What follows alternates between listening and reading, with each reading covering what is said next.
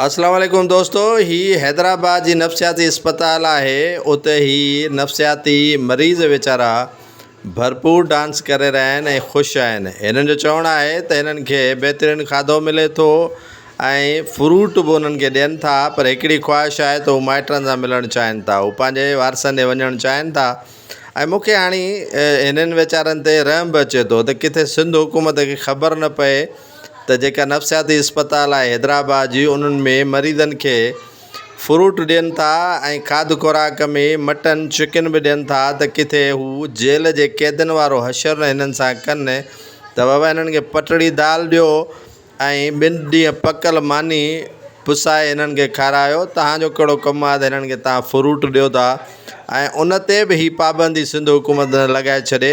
ऐं मूंखे हिननि चेहरनि जे हिन ते गुफ़्तगूअ ते हैरानगी बि थी त ही आख़िर इहे शयूं छो था इंकिशाफ़ कनि, जिन शयुनि ते अॻिते हली सिंध हुकूमत हिननि जे मथां पाबंदी लॻाए उहा बजट पाण खाए।